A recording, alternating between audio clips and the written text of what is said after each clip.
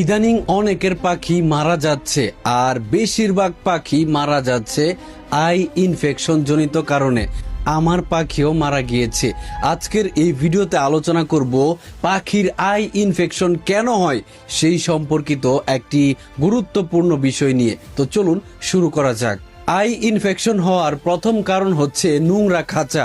খাঁচায় মল, খাবারের উচ্ছিষ্ট, ধুলো জমে থাকলে ব্যাকটেরিয়া দ্রুত বাড়ে, সেখান থেকেই চোখে ইনফেকশন হতে পারে।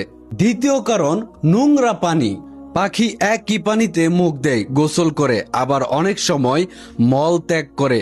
এই পানি চোখে ও শরীরে ইনফেকশন ছড়াতে পারে, যার কারণে অনেক সময় পাখি অসুস্থ হয়ে যায়। তৃতীয় কারণ ধুলোবালি এবং বাতাস।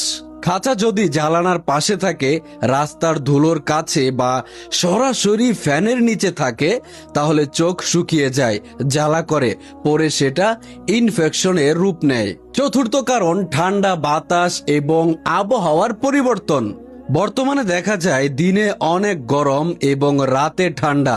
এই বৃষ্টি, এই রোদ, এই পরিবর্তনের কারণে পাখি দুর্বল হয়ে যায় এবং পাখির ঠান্ডা লেগে যায়।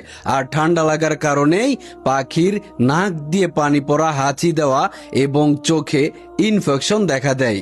পঞ্চম কারণ এক পাখি থেকে অন্যান্য পাখির ভেতরে ভাইরাস ছড়িয়ে পড়া। যদি একটি পাখির চোখে ইনফেকশন দেখা দেয়, তাহলে সেই পাখিকে আলাদা করতে হয়, তা না হলে অন্যান্য পাখিও আক্রান্ত হতে পারে। ষষ্ঠ কারণ পাখির চোখে আঘাত লাগা। খাঁচার ভেতরে তার, খেলনা, কাঠি বা অন্যান্য জায়গায় খেলতে গিয়ে, ঠুকর দিতে গিয়ে বা এক পাখি অপর পাখিকে আক্রমণ করার কারণে অনেক সময় চোখের ভিতরে আঘাত লাগতে পারে, আর সেখান থেকেই হতে পারে আই ইনফেকশন। সপ্তম কারণ ভিটামিনের ঘাটতি।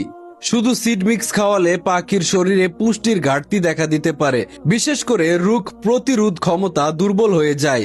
আর এ কারণে অনেক সময় পাখির ছোট কোনো সমস্যা হলেও পাখি সারভাইভ করতে পারে না, যার কারণে পাখি দুর্বল হয়ে যায়।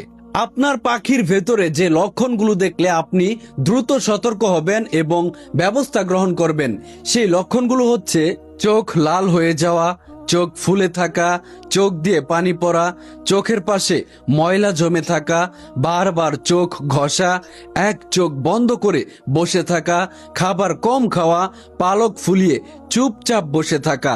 এগুলো দেখলে একদম দেরি করবেন না। অনেকেই না বুঝে মানুষের চোখে ড্রপ পাখির চোখে দিয়ে দেন। এটা খুবই বিপজ্জনক হতে পারে, কারণ সব চোখের সমস্যা এক কারণে হয় না। কখনো ব্যাকটেরিয়া, কখনো ঠান্ডা লাগার কারণে